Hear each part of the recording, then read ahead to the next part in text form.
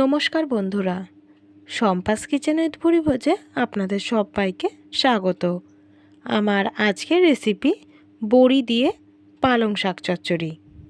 গরম গরম ভাত বা রুটি যে কোনো কিছুর সঙ্গেই এই পালং শাক চচ্চড়ি খেতে কিন্তু ভীষণই ভালো লাগে।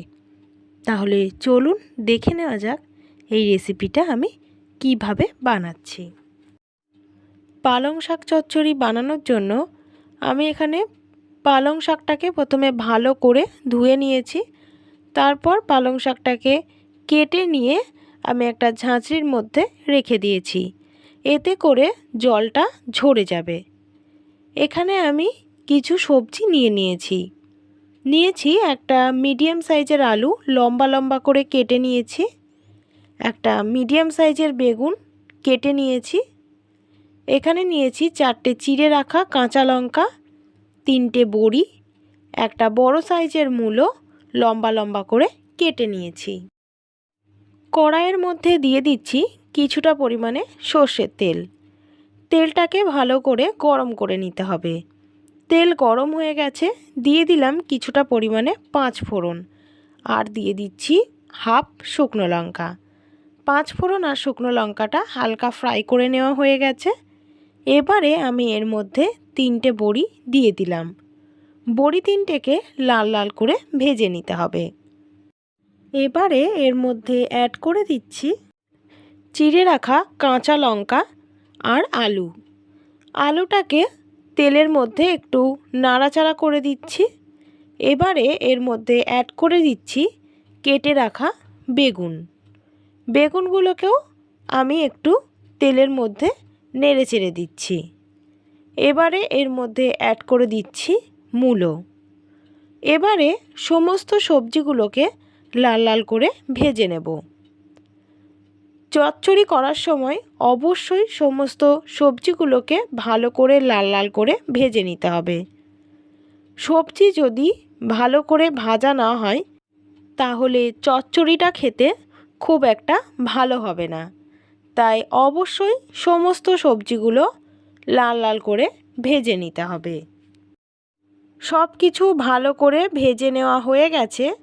এবারে আমি এর মধ্যে থেকে বড়িগুলো অন্য একটা পাত্রে তুলে নেব। বড়িগুলো তুলে নিয়ে বড়িগুলোকে আমি গুঁড়িয়ে রেখে দেব। গুঁড়িয়ে রাখা বড়িটা আমি পরে ব্যবহার করব। এবারে আমি এর মধ্যে পালং শাকটা দিয়ে দিচ্ছি। এবারে অ্যাড করে দিচ্ছি স্বাদ অনুযায়ী নুন, হাফ টিস্পুন হলুদ গুঁড়ো।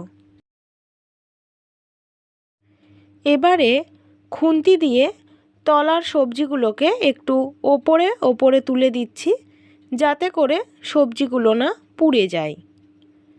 সবজিগুলো একটু নেড়ে চেড়ে আমি ওপরের দিকে আস্তে আস্তে করে তুলে দিয়েছি।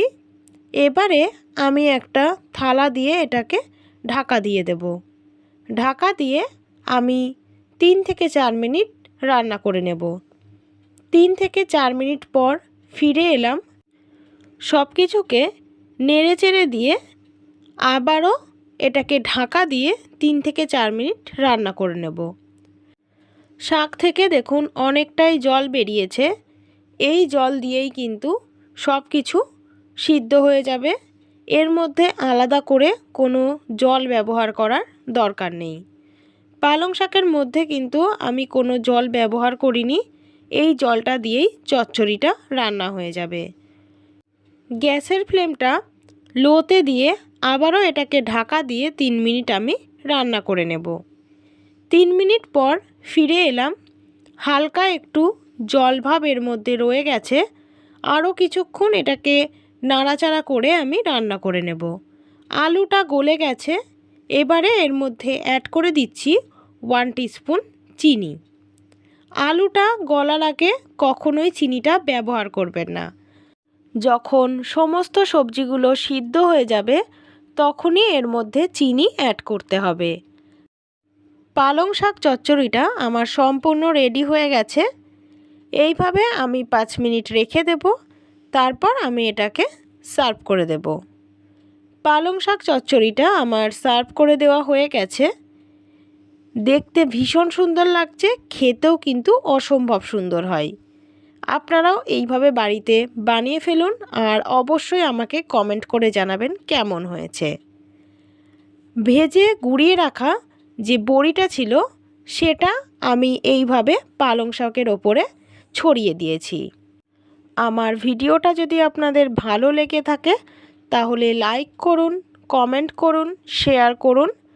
আর যে সকল বন্ধুরা এখনও পর্যন্ত আমার চ্যানেলটা সাবস্ক্রাইব করেননি তারা প্লিজ আমার চ্যানেলটা একটু সাবস্ক্রাইব করে দেবেন। আমি প্রত্যেক দিন আরও নতুন নতুন রান্নার ভিডিও নিয়ে আপনাদের সামনে হাজির হব। আপনারা সব সময় এভাবেই আমার পাশে থাকবেন। সবাই ভালো থাকবেন, সুস্থ থাকবেন। নমস্কার।